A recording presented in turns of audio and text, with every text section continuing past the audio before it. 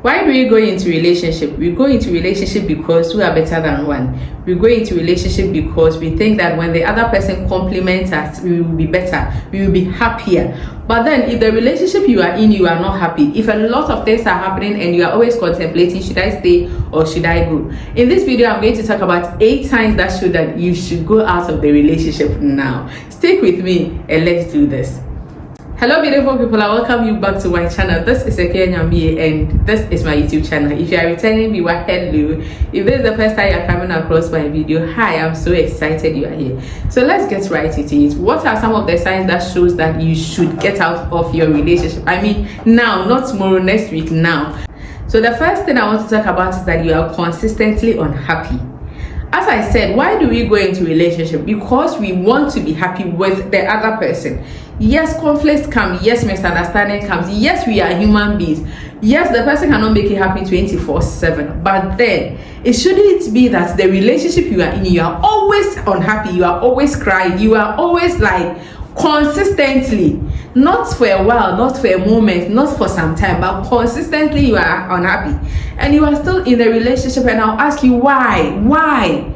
What is your why? You know that in life, whatever you do, you should have a why. Why are you still in a relationship? If you are not happy, if you are consistently unhappy, I think you should move out of the relationship. The second thing I want to talk about is that, my dear, if you are in a relationship where you don't have the same values as your partner, we go into relationships to know each other.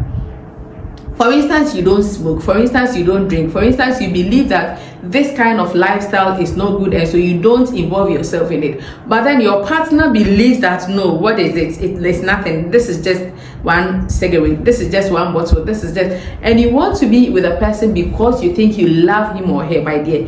A time is going to come when that romantic love is not there. When you get to the decisional kind of love, that is where all these things will start staring you in the face and you will start rethinking of your relationship, especially when you take the relationship to the next level. If you are in a relationship where you don't have the same values as the person that you are in a relationship with.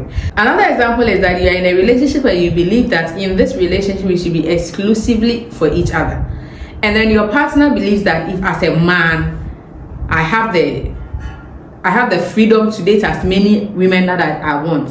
Or the lady believes that as much as we are not married, even if we are in a serious relationship, I still have the chance to date other guys as I want.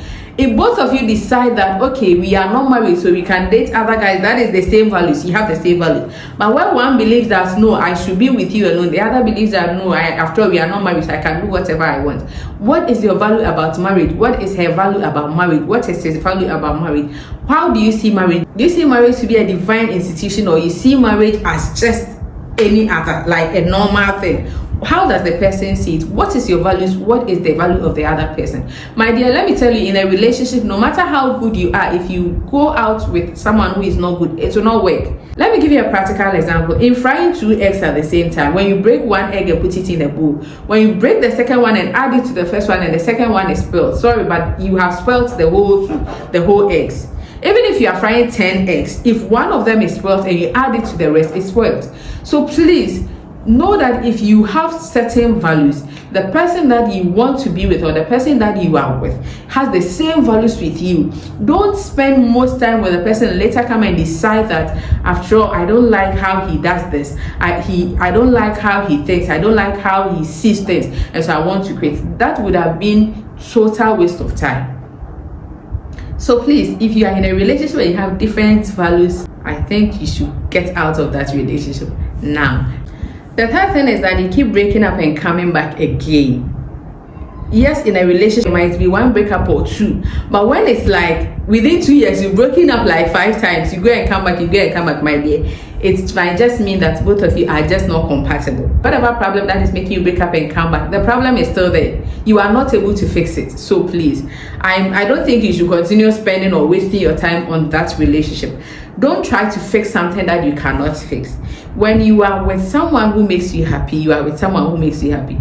If everything is okay, why do you keep breaking up and coming back again? Sweetheart, darling, sweetheart, please and please again, I think that the next time when you break up, let it stay that way. Don't waste your time. The fourth thing I want to talk about is that your partner offends you and you cannot forgive that particular offense. he or she did something to you, he or she has apologized. As much as possible, you've told him that you are forgiving him, you've told her that you're forgiving her, but inside you, you know that you have not been able to forgive. You are trying, but it's not working.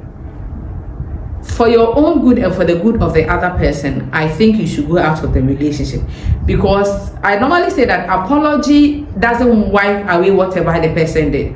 And you can only decide to be with a person when you know that you can forgive the person. You might not be able to forget, but even you remember whatever the person does. It doesn't come with emotions. It doesn't come with hate. It doesn't come with pain.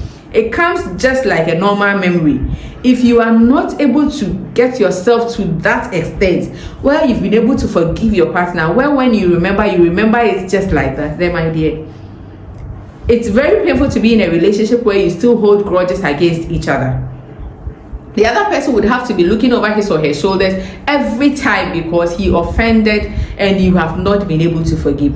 Whenever there is an argument, you bring the issue up again. You remember you did this last year, you did that, last 2 years you did that. If this thing is happening in your relationship, then I think both of you should sit down, agree to disagree, and then you end the relationship for your own good and for the good of your partner. Another thing is that when communication fades away in your relationship, where you cannot sit down and communicate, like you cannot have a healthy conversation for 30 minutes without fighting, where whatever you say is used against you in the law court. Whatever he says or she says is used against him. You just don't get each other.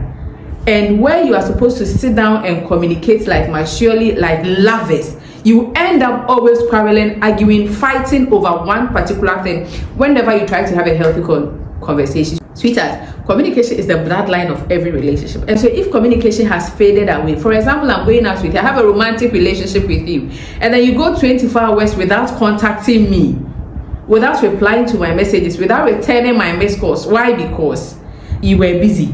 Sweetheart, even if you are a medical doctor and you are walking into the theater, I expect you to get back to me and tell me, babes, I'm walking into the theater. When I am free, when I am back, I will call you, I will text you. And when you come out, I expect you to text me. So the only excuse that I'll take after 24 hours when I don't hear from you is that maybe you died and by God's grace you resurrected again. Aside that, what excuse will I take again? What will you tell me again? That you were busy for 24 hours, sweetheart. If this thing continues in your relationship, then I think you should, in fact, I think you should get out of the relationship. Another thing is lack of effort. Where you see that one party is not putting in the effort as the other one.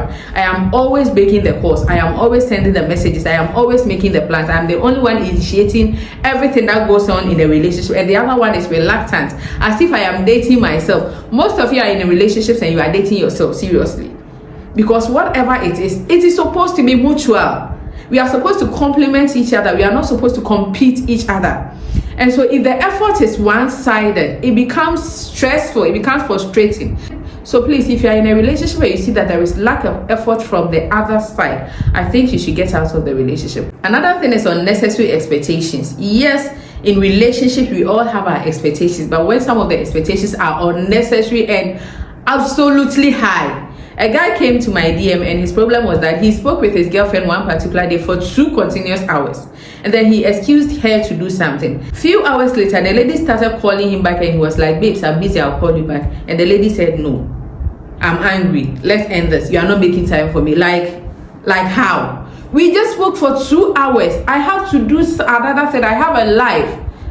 So yes, we are supposed to communicate, but when the expectations are too high. Finally, they broke up because the guy realized that the lady had unnecessary expectations. Like, sweetheart, you are dating a man, you are dating a woman. Yes, there are instances where we are supposed to get time for each other, but I can't be with you 24/7. I can't roll over because I'm going out with you. I also have a life. So when you are in a relationship where your partner is so clingy, like extremely clingy, everything should be about me. You shouldn't have a life. It should be me. It's frustrating, it's stressful, and so I think that you should work out of the relationship. And then another thing is that when you have been unfaithful in any way, I always say that as a lady, when by any means you cheat on your guy and he finds out or you confess or whatever, work out of the relationship. Men find it very difficult to forgive an unfaithful partner. He might tell you, I've forgiven you, but for the rest of your life, you have to be looking over your shoulders. Even when you decide not to repeat that thing, he will make you feel as if you are still doing it. So when you have been unfaithful in a relationship, I think that, especially if you are a lady, I think that you should work out willingly, because I don't know how you are going to be able to live with that. Thank you so much for watching this video. My name is Sekiya Nyame. Please subscribe to my channel if you haven't done that. And if you enjoyed this video, I think that you are also going to enjoy this particular video. Kindly click on the link and then watch it. And I'll see you in the next video. Nyame Kamu.